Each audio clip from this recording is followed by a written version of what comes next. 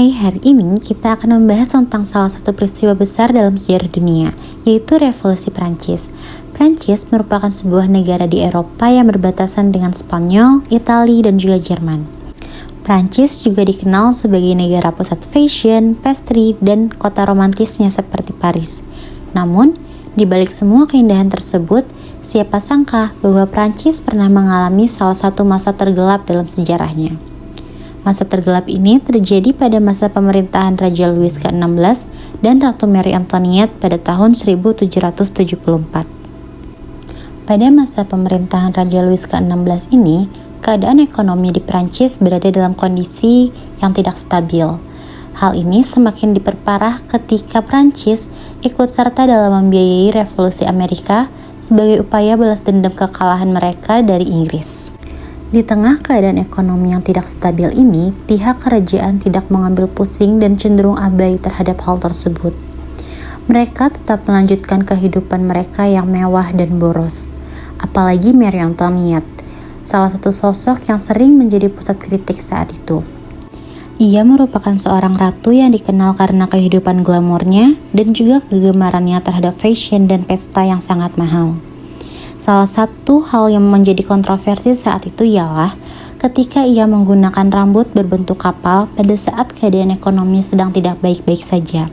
Hal tersebut dianggap sebagai suatu bentuk ketidakpekaan kerajaan terhadap penderitaan rakyat yang semakin meluas pada saat itu. Karena pada saat itu, Prancis juga memiliki struktur sosial yang sangat tidak adil, di mana Prancis terbagi menjadi 3 bagian, yakni golongan pertama, golongan kedua, dan juga golongan ketiga. Golongan pertama terdiri dari para pendeta dan juga gereja.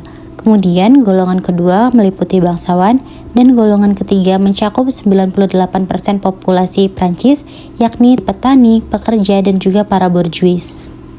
Pada masa tersebut, golongan ketiga lah yang paling menderita sebab mereka merupakan satu-satunya golongan yang diwajibkan untuk membayar pajak. Pemungutan pajak ini diinisiasikan oleh pihak kerajaan kepada golongan ketiga agar dapat memperbaiki keadaan ekonomi Prancis pada saat itu. Adapun pajak-pajak yang harus dibayar oleh golongan ketiga ialah taille, corvée, dan juga gebel. Taille merupakan pajak tanah, corvée merupakan sebuah kerja paksa untuk proyek kerajaan, dan juga gabel merupakan pajak yang dikenakan atas garam. Selain pembebanan terhadap pajak, ketidakadilan terhadap golongan ketiga tidak berhenti sampai situ saja. Pada saat pertemuan Estates General pada Mei 1789, Raja Louis membuat sistem voting untuk mengatasi permasalahan krisis ekonomi di Prancis.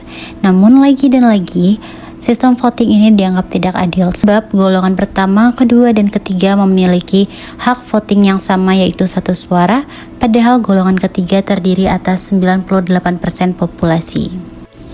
Adanya ketidakadilan dan ketimpangan ini pada akhirnya menyebabkan golongan ketiga hidup dalam kemiskinan dan juga penderitaan yang sangat besar, sehingga pada akhirnya mereka setuju untuk mengadakan awal pemberontakan.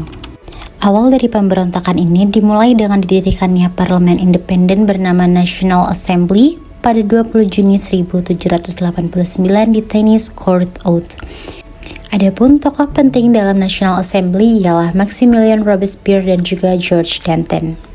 Dengan didirikannya National Assembly ini, Raja Louis merasa hal tersebut merupakan suatu ancaman, sehingga Raja mengumpulkan pihak militer untuk menjaga di sekitar kota Paris. Dengan adanya pengerahan pihak militer, golongan ketiga merasa bahwa raja memiliki keinginan untuk menangkap dan bahkan mengeksekusi mereka, sehingga mereka berusaha untuk mengadakan sebuah revolusi. Revolusi tersebut dimulai dengan aksi demonstrasi pada sebuah rumah sakit militer bernama Hotel Les Invalides pada 14 Juli 1789. Pada aksi ini, para demonstran berhasil untuk mencuri beberapa senjata dari Hotel Les Invalides. Namun sayangnya senjata tersebut merupakan senjata-senjata tanpa isi, sehingga pada akhirnya mereka memutuskan untuk pergi ke arah penjara Bastille untuk mendapatkan bubuk mesiu di sana. Sesampainya di penjara Bastille, beberapa dari demonstran diajak untuk bernegosiasi oleh Government Delaunay. Namun sayangnya, aksi negosiasi tersebut berlangsung lama sehingga para demonstran di luar merasa tidak sabar dan pada akhirnya melakukan penyerangan secara langsung di penjara Bastille. Pada aksi ini, para demonstran berhasil untuk mendapatkan bubuk mesiu untuk senjata mereka, dan juga mereka berhasil untuk memenggal kepala Government Delaunay dan diarak keliling kota Prancis. Dimulai dari aksi demonstrasi ini, para masyarakat mulai merasa bahwa kekerasan merupakan suatu hal yang diwajarkan pada saat itu. Apalagi ditambah dengan keluarnya majalah The Friend of the People oleh Jean-Paul Marat. Majalah ini merupakan majalah yang populer pada saat itu, di mana Jean-Paul mengajak masyarakat untuk semakin benci terhadap kerajaan dan mengajak mereka untuk bahkan menggulingkan kerajaan pada saat itu. Dengan rasa benci dan permasalahan ekonomi yang juga tak kunjung berubah, akhirnya rakyat merasa bahwa semua permasalahan tersebut terjadi karena pihak kerajaan tidak melihat titik permasalahan. Hal ini disebabkan karena pada saat itu kerajaan tidak bertempat di pusat kota yaitu Paris, melainkan di Versailles yang terletak 20 km dari Paris. Sehingga akhirnya pada 5 Oktober 1789, rakyat Prancis yang didominasi oleh perempuan bergerak ke Versailles untuk mendesak penghilangan jarak antara kerajaan dengan rakyat. Melalui desakan dari para demonstran ini, akhirnya raja pun dapat dipindahkan dari Versailles menuju pusat kota yakni Paris. Raja Louis dan keluarganya sekarang berada di Istana Tuileries di Paris, di mana untuk beberapa tahun ke depan dia menyaksikan pemerintahan revolusioner mulai melucuti kekuatannya. Kaum revolusioner membuat beberapa keputusan. Pertama, semua teman Raja Louis di kalangan bangsawan harus membayar pajak sama seperti orang lain. Uang pajak juga tidak mampu lagi membayar semua pesta mewah Raja Louis. Pada suatu kesempatan, gerombolan massa menyerbu istana dan menuntut Raja Louis mengenakan topi revolusioner. Melihat situasi dengan cepat berbalik melawannya, Raja memutuskan meninggalkan Prancis adalah ide yang bagus. Pada malam tanggal 20 Juni 1791, Raja dan keluarganya menyamar sebagai pelayan dan berusaha melarikan diri ke Belanda, Austria. Sayangnya, kereta kerajaan berhenti di kota Varennes dan kepala kantor pos di sana mengenali Raja Louis. Raja pun segera dibawa kembali ke Paris. Karena kejadian ini, terbongkar sudah kurangnya dukungan Raja terhadap revolusi. Akibatnya, konstitusi baru tahun 1791, Raja sepenuhnya dikurangi kekuasaannya menjadi hanya seorang raja konstitusional. Namun, kaum radikal seperti yang ada di klub Jacobin marah karena Raja tidak disingkirkan seluruhnya. Di satu sisi, kaum moderat ingin mempertahankan Raja sebagai boneka, dan di sisi lain, kelompok radikal ingin melihat Raja digulingkan. Berbicara tentang pemenggalan kepala, salah satu bentuk kesetaraan yang dikenalkan pada masa revolusi adalah kualitas dalam eksekusi. Seorang pria bernama Dr. Joseph Guillotine punya ide. Ia mengenalkan konsep eksekusi menggunakan bilah berat yang jatuh dengan cepat. Guillotine, atau dikenal sebagai The National Razor, memulai debutnya pada tahun 1791 sebagai bentuk eksekusi baru. Sementara itu, tulisan Marat dan yang lainnya terus menyerukan eksekusi terhadap siapapun yang dicurigai bekerja menentang revolusi. Dan lagi-lagi, rasa takut mulai menguasai. Orang-orang kaya dari negara-negara di bagian lain Eropa tidak suka dengan apa yang mereka lihat karena mereka takut ide-ide revolusioner bisa menyebar ke tanah mereka sendiri. Di sisi lain, Dewan Legislatif takut negara-negara bagian lain Eropa ini akan memutuskan untuk menyerang. Dan pada akhirnya, Prancis menyatakan perang terhadap Austria pada bulan April 1792 dan langsung dipukul mundur. Hal ini juga dikarenakan sekutu Austria, Prusia ikut serta dalam pertempuran tersebut. Adipati Brunswick dari Prusia mengirimkan surat peringatan kepada kaum revolusioner bahwa jika sesuatu terjadi pada raja, dia akan membakar Paris hingga rata dengan tanah. Surat Duk pun terbukti sukses besar dalam menginspirasi masyarakat Paris untuk melakukan kebalikan dari apa yang dia inginkan. Pada tanggal 10 Agustus 1792, ketegangan di kota meledak dan massa menyerbu istana raja. Perkelahian pecah di antara kaum revolusioner dan pengawal Swiss Raja dengan korban kurang lebih sekitar 100 orang. Raja Louis melarikan diri dan berlindung di majelis Dewan Legislatif, tempat Robespierre dan Jacobin radikalnya mendapatkan kekuatan yang lebih besar.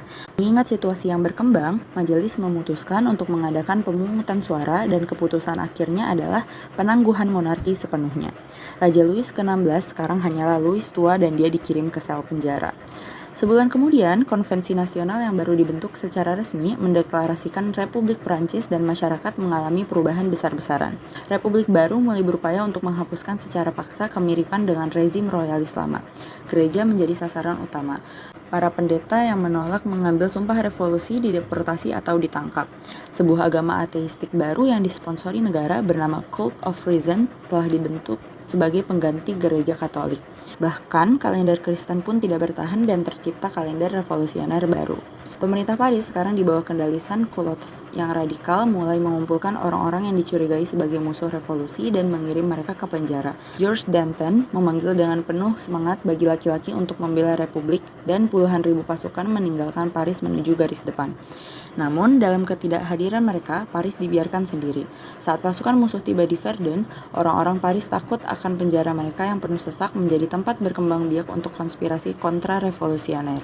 Karena takut pada orang-orang yang telah mereka penjarakan, massa menyerbu penjara Paris. Dan selama pembantaian brutal di bulan September, bangsawan, pendeta, dan lain-lain diadili dan dieksekusi di tempat.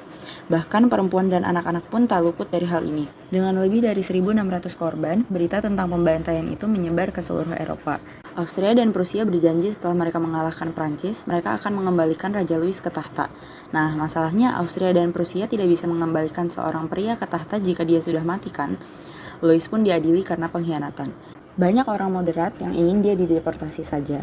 Namun, Robespierre bersikeras bahwa revolusi akan terus berlanjut jika raja sudah mati. Pemungutan suara diadakan dan hanya dengan perbedaan satu suara, Louis dijatuhi hukuman guillotine. Kembali ke medan perang, Prancis menentang semua ekspektasi dan benar-benar berhasil memukul mundur musuh. Namun kemudian lebih banyak negara bergabung dalam koalisi melawan Prancis dan semuanya kembali kacau. Akhirnya, Konvensi Nasional memperkenalkan undang-undang wajib militer dengan masing-masing daerah harus memenuhi kuota laki-laki tertentu untuk tentara. Karena revolusi berubah menjadi semakin penuh kekerasan dan anti-Kristen, banyak yang marah. Apalagi sekarang mereka diwajibkan untuk berperang untuk republik baru yang mereka benci. Pada musim panas tahun 1793, kota selatan Toulon mengundang Angkatan Laut Inggris dan bertanya apakah mereka mungkin ingin tinggal dan menduduki kota. Toulon kemudian direbut kembali oleh Napoleon Bonaparte pada musim dingin dan atas jasanya Napoleon dipromosikan menjadi brigadir jenderal. Namun, kontra-revolusi yang paling terkenal terjadi di wilayah Vendée. Sepanjang tahun 1793, kekuatan revolusioner bentrok dengan tentara kerajaan dan Katolik di wilayah-wilayah. Republik mengalahkan kontra-revolusi melalui pengamanan yang kejam. Di bawah Jenderal Jean-Baptiste Carrier, terjadi pembunuhan 1.000 warga sipil, pendeta, wanita, dan anak-anak dengan cara diikat ke kapal yang kemudian ditenggelamkan. Carrier dinyatakan bersalah atas kejahatan perang dan dieksekusi. Kembali ke Paris, pemerintahan masih didominasi oleh kelompok moderat. Ketakutan kaum radikal terhadap keselamatan revolusi semakin meningkat dan Marat bahkan mulai menyerukan kaum moderat di pemerintahan untuk dieksekusi. Sebagai imbalannya, kaum moderat menyerukan penangkapan Marat. Robespierre menyatakan Jacobin sebagai pemberontak dan meminta orang-orang untuk mempersenjatai diri. Semua berakhir pada tanggal 31 Mei 1793 dengan konvensi nasional dikelilingi oleh sans-culottes radikal dan 29 politisi moderat Girondin ditangkap. Mulai saat ini, kaum moderat tidak lagi menjadi kekuatan politik. Robespierre dan kaum radikalnya akan menjadi kendali penuh atas pemerintah. Seorang wanita bernama Charlotte Corday dari kota barat laut Caen ingin membawa perdamaian kembali ke Prancis. Dia pergi ke Paris dan memberitahu Marat dia punya daftar musuh untuk dia publikasikan di korannya. Marat dengan penuh semangat mengundangnya untuk rapat. Saat Marat sedang membaca daftar tersebut di bak mandi, Charlotte membunuhnya. Charlotte segera ditangkap dan dikirim ke guillotine. Marat menjadi inspirasi yang lebih kuat untuk tingkat kekerasan yang ekstrim yang melanda seluruh republik baru. Inilah saatnya teror terjadi. Kaum radikal kini memegang kendali dan mereka percaya Prancis tidak hanya dikelilingi oleh musuh-musuh asing, tapi juga ada di dalam massa dan di internal juga. Komite Keamanan Publik baru didirikan dengan 12 anggota. Pada dasarnya, ini menjadi kumpulan 12 orang diktator dengan Robespierre sebagai orang utamanya. Pada bulan September 1793 diumumkan bahwa teror akan menjadi perintah resmi. Dan sejak saat itu dan seterusnya kita memasuki periode yang dikenal sebagai pemerintahan teror. Di seluruh Prancis, sekitar 40.000 orang terbunuh atas dugaan kejahatan terhadap kebebasan. Marie Antoinette juga akhirnya diadili dan dinyatakan bersalah atas pengkhianatan pada tahun 1793. Dapat dikatakan Robespierre telah menyelamatkan revolusi melalui teror. Militer Prancis kembali bertindak bersama dan memukul sekutu di pertempuran Fleurus 1794. Seiring berjalannya waktu, Robespierre semakin menjadi-jadi. Dia sangat ingin menciptakan apa yang disebutnya Republik Kebajikan. Sepanjang musim semi dan musim panas tahun 1794, eksekusi mencapai tingkat yang belum pernah terjadi sebelumnya selama periode yang dikenal sebagai teror besar. Pada akhirnya, Robespierre meninggal pada tanggal 28 Juli 1794. Banyak catatan sejarah revolusi berakhir di sini dengan kematian Robespierre dan terornya. Namun revolusi secara resmi terus berlanjut selama 5 tahun berikutnya sampai tahun 1799. Jadi setelah jatuhnya Robespierre, kelompok politik yang lebih moderat yang disebut Thermidorians mengambil alih konvensi tersebut. Sekarang sekutu Robespierre dan kelompok radikal lainnya yang telah memicu teror itu sendiri menjadi sasaran penindasan politik. Kelompok borjuis membunuh kelompok radikal di jalanan selama periode yang disebut Teror Putih. Pada tahun 1795, kaum Thermidorian menyusun konstitusi baru dan menciptakan pemerintahan yang disebut The Directory dengan tujuan untuk mencegah kekuasaan bisa jatuh ke tangan satu individu lagi. Ketika pemerintahan baru ini didirikan, kaum royalis yang ingin mengembalikan monarki Prancis melihat momen ini sebagai peluang untuk menyerang. Mereka melancarkan pemberontakan di Paris dan bertempur dengan Garda Nasional di jalanan. Untungnya Napoleon Bonaparte berada di Paris pada saat itu dan dia mengendalikan situasi, menembaki massa dan memadamkan pemberontakan. Atas tindakannya, Napoleon menjadi seorang jenderal dan dikirim untuk mengambil kendali tentara Prancis di Italia. Pada tahun 1796, Prancis merencanakan serangan 3 arah dengan tujuan menyerang Wina dan menjatuhkan Austria dari perang. Kedua tentara utara dikalahkan dan terpaksa mundur. Namun, Napoleon di selatan dengan strategi militer yang inovatif memenangkan pertempuran demi pertempuran. Saat dia kembali ke Paris, Napoleon mendapati dirinya sangat populer. Dia mulai mendapatkan ide-ide yang haus kekuasaan. Napoleon dengan bantuan saudara politikusnya mengintimidasi dewan untuk membubarkan pemerintahan dan membuat konstitusi baru yang pada dasarnya menjadikan Napoleon seorang diktator. The End. Revolusi Prancis lahir dengan janji besar akan kebebasan dan kesetaraan. Keberanian rakyat jelata menantang sistem yang menindas mereka yang telah ada selama berabad-abad, tapi sebelum mereka menyadarinya, mereka mendapati kebebasan datang dengan teror. Kesetaraan yang mungkin belum mencapai sasaran dan monarki absolut digantikan oleh diktator absolut.